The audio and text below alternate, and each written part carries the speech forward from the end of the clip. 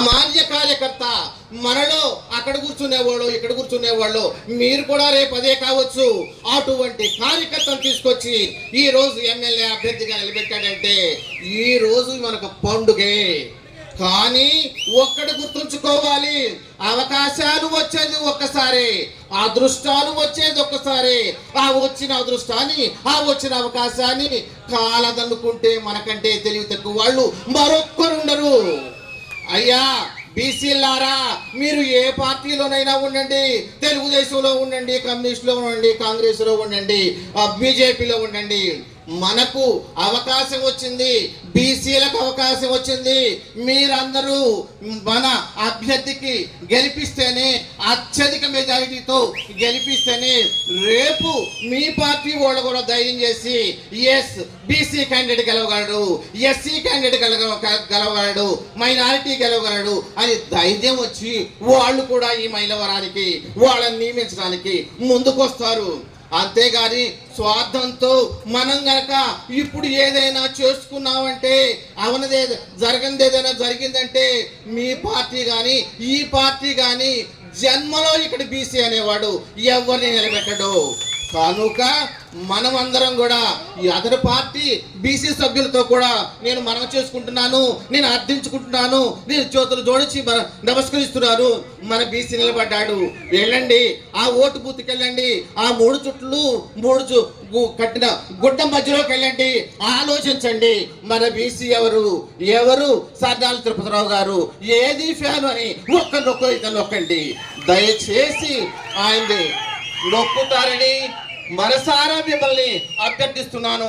మీరందరూ వచ్చినోళ్ళు కూడా సామాన్యులు కాదు, అందరూ కీలకమైనటువంటి బీసీ సభ్యులు, యాక్టివ్ సభ్యులు. కనుక మీరు వెళ్ళండి, మీరు వాడవాడలా చెప్పండి. అంతేకాని అదేవిధంగా వేరే పార్టీ వాళ్ళతో కూడా చెప్పండి. మన బీసీ నిలబడ్డాడు కాబట్టి మనం గెలిపించుకోవాలి. లేకపోతే మీ పార్టీలో కూడా మీకు కూడా అవకాశం దొరకదు.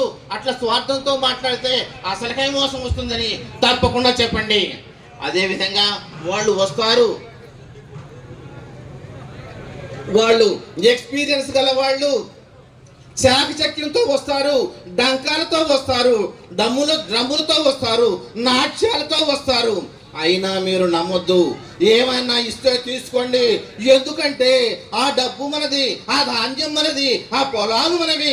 మన తాత తండ్రులందరూ వాళ్ళ దగ్గర ఊడికం చేసి మోసం చేసి మన తాతకు 10 ఎకరాలు ఉంది, మన నాన్నకు 5 ఎకరాలు ఉంది, కానీ ఇప్పుడు 1 ఎకరం కూడా లేదు, సెంటు భూమి కూడా లేదు. ఎక్కడికి పోయింది?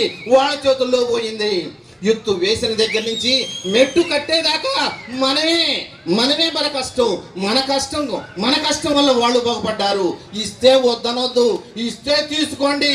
ఎందుకంటే మన డబ్బు మనకే ఇస్తున్నారు కాబట్టి తీసుకోండి. మన బీసీని గెలిపిస్తారని మన సర్నాల తిరుపతిరావు గారు స్వర్ణాల తిరుపతిరావు గారు అవుతారని నేను తప్పకుండా మనసా వాచ కర్మేణ నమ్ముతూ, మనకు సమయం కూడా లేదు. ఎందుకంటే నేను ఎక్కువసేపు మాట్లాడానంటే మా నాళ్ళందరూ కూడా 2 నిమిషాలు అన్నారు, 1 నిమిషం అన్నారు, మీదేంటి అనవసరంగా మాట్లాడుతున్నారు అంటారు. నేను ఈసారి సమయం వచ్చినప్పుడు మాట్లాడతాను. దయచేసి మరొకసారి అభ్యర్థిస్తున్నాను, మీరందరూ కూడా ఏ పార్టీలోనైనా ఉండండి, తెలుగుదేశంలో ఉండండి, బీజేపీలో ఉండండి, మన జనసేనలో ఉండండి, మన బీసీని గెలిపించుకోవాలి. వాళ్ళు కూడా మన బీసీని గెలిపించుకుంటారని మనసారా కోరుతూ ఇంతటితో విరమిస్తున్నాను. జై హింద్, జై సర్నాల, జై బీసీ, జై జగన్.